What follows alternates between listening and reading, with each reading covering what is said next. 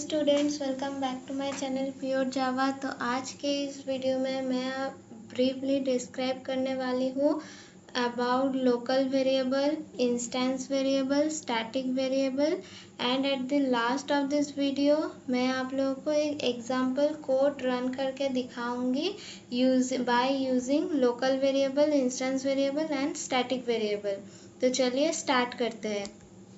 Local variable, a variable which is declared inside the body of the method or method parameter is called local variable।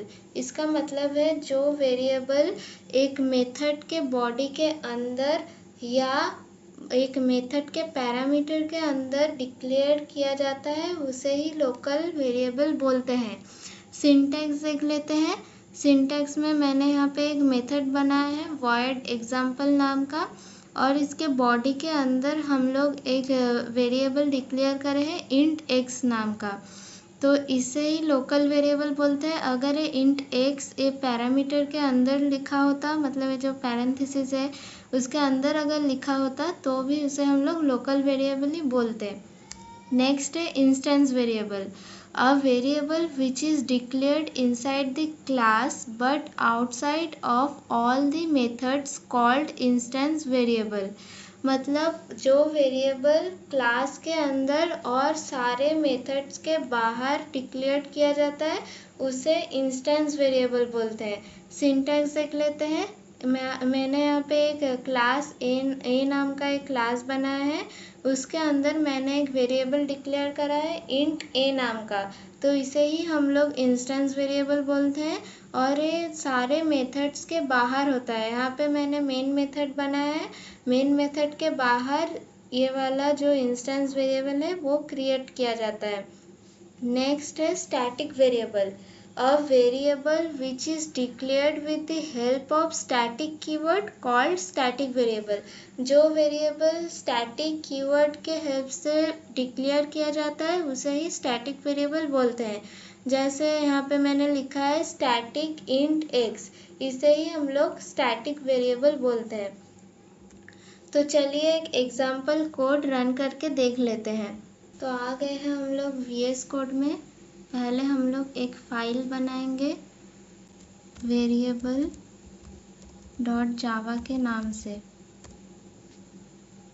यहाँ पे automatic एक class create हो गया है, public class variable. अब इसके अंदर मैं एक मेन मेथड बनाऊंगी, पब्लिक स्टैटिक वॉइड मेन। अब इसके अंदर मैं एक लोकल वेरिएबल डिक्लेयर करूँगी int a equals to 10। Comment कर देती हूँ लोकल, ये हम लोग का लोकल वेरिएबल है। नेक्स्ट हम लोग डिक्लेयर करेंगे स्टैटिक वेरिएबल। आप लोग याद रखना स्टैटिक वेरिएबल भी हमेशा सारे मेथड्स के बाहर डिक्लेयर किया जाता है। तो स्टैटिक कीवर्ड का यूज़ करेंगे, static int b equals to 20। Comment कर देते हैं स्टैटिक। नेक्स्ट हम लोग डिक्लेयर करेंगे हम लोग का इंस्टेंस वेरिएबल। तो int c equals to 30। Comment कर देते हैं इंस्टेंस। तो अब हम लोग आउटपुट प्रिंट कराएंगे। तो पहले हम लोग लोकल वेरिएबल को प्रिंट करते हैं। तो लिखेंगे system dot out dot print ln मैंने यूज़ किया है न्यू लाइन के लिए। इसके अंदर हम लोग लिखेंगे a। नेक्स्ट हम लोग प्रिंट कराएंगे स्टैटिक वेरिएबल को। तो स्टैटिक वेरिएबल क्लास के नाम से भी कॉल हो जाता है, और आप लोग अगर डायरेक्ट b लिखेंगे आउटपुट में, अगर प्रिंट एलन के जो पैरेंथेसिस है उसमें अगर आप लोग सिर्फ b लिखेंगे तो भी आप लोगों को आउटपुट मिल जाएगा।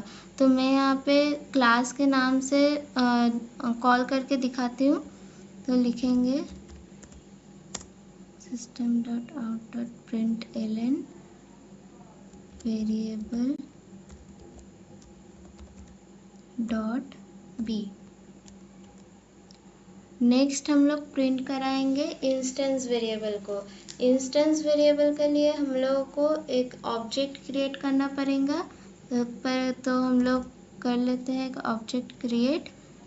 तो वेरिएबल, रेफरेंस वेरिएबल का नाम देती हूँ रेफ equals to new variable.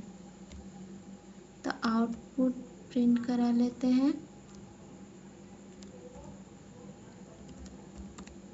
Out ref dot C. Control S से सेव करेंगे और आउटपुट प्रिंट करेंगे। तो देखिए यहाँ पे आ गया है 10, 20 एंड 30। तो चलिए हम लोग के स्लाइड्स पे वापस जाते हैं।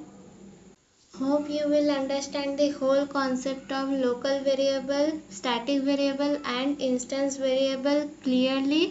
तो मिलते हैं नेक्स्ट वीडियो में, तब तक के लिए थैंक यू।